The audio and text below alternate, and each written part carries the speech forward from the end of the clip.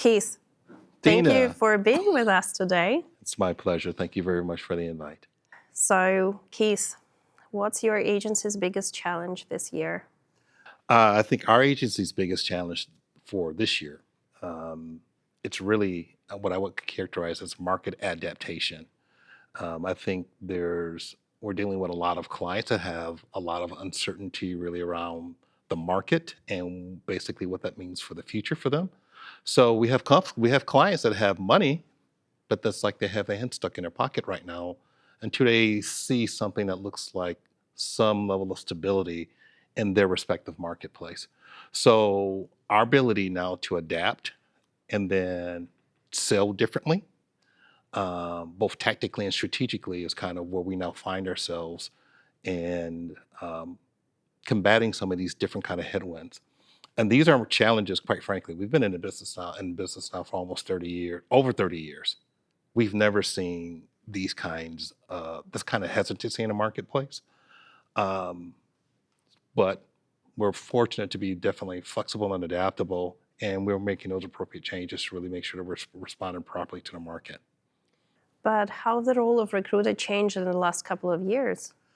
So again, so given what I've seen, um, I've we've in the most recent, call it maybe 12 months, we've looked at new technology. Everyone's talking about introducing different aspects of AI.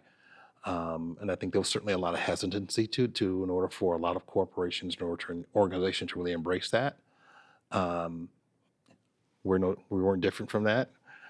Certainly being a data company that also does, kind of statements of work um, and staffing, we were a little bit really kind of just really looking at the landscape, trying to understand what that basically means. But for recruiters, um, the core responsibility of finding good quality people um, at a decent rate, both for what we like to characterize as a win-win-win, a win for the consultant, a win for the client, and then if they're both winning, we're winning.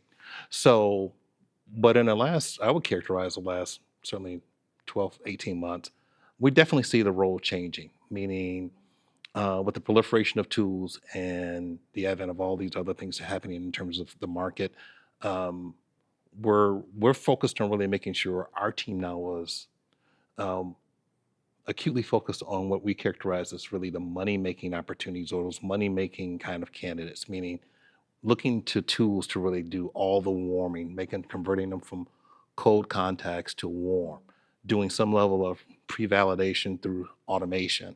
And then once candidates have kind of walked through that process, then they're handed off to an actual person to really kind of usher them through the rest of the process.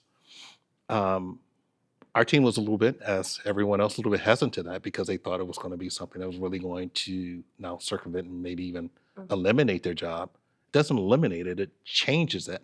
And now that we've done some of these things, we actually have the team now really, really gravitating, hey, when can I get the next one? Can I do this? They want to now be actively engaged and really the setup, the configuration, and really the proliferation of the information regarding the jobs that we now have, feeding the process rather than being reactive to it. So we're starting to certainly see the change management and change in the culture even within our own team in that regard. So I think in the next 12 months is really going to be even more dramatic. Um, so we're just trying to make sure that we're properly positioning ourselves both organizationally and making sure our teams are properly positioned to really basically be reactive to that. Well, you are known for a long-term vision. So how do you ensure that the technology that you are choosing is helping you to achieve those goals? Well, so that's a very great question.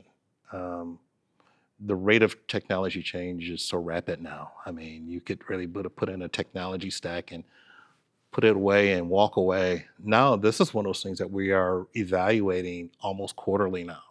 There's so many new things coming out that um, it really challenges us to really kind of be open to basically looking at new things, right? Even just walking around some of all the different trade shows, you would always kind of almost put your blinders up. It's just like, no, I don't want to talk to you, Mr. Vendor. I don't want to talk to you, Mr. Product Company.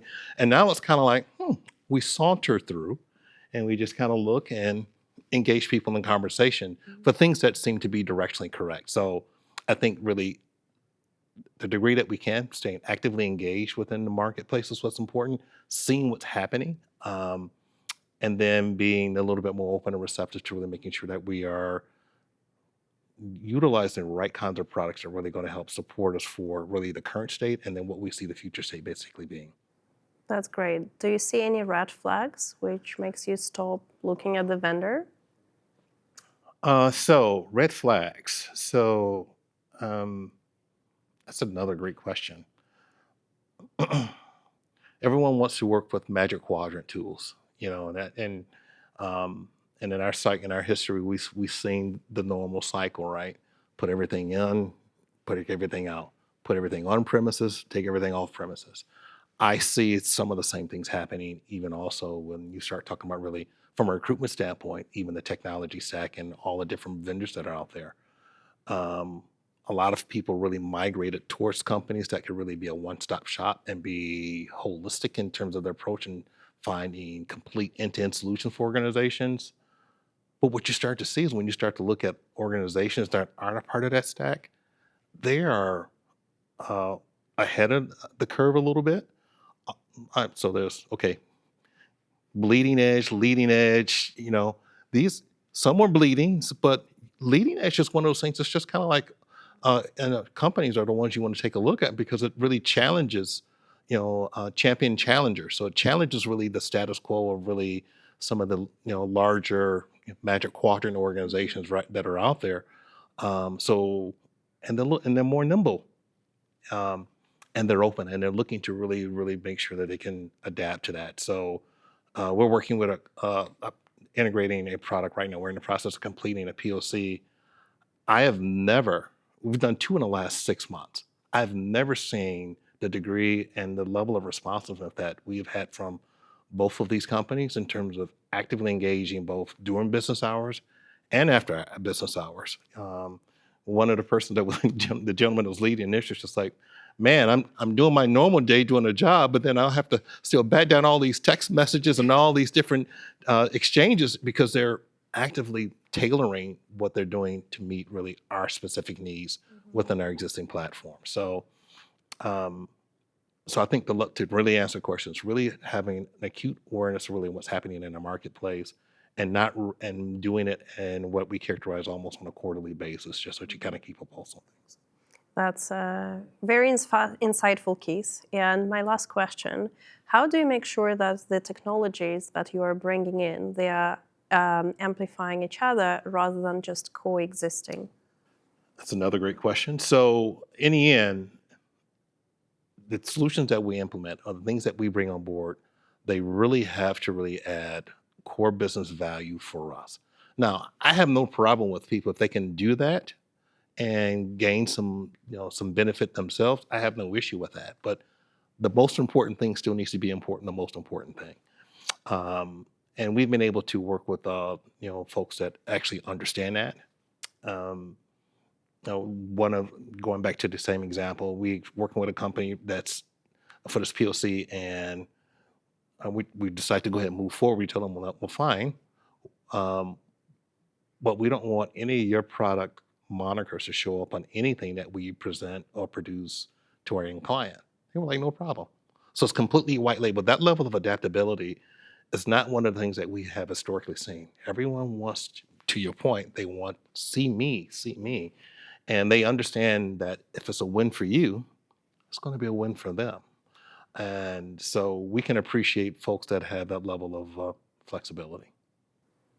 Thank you, Keith. Oh, you're welcome. Thank you, Dina.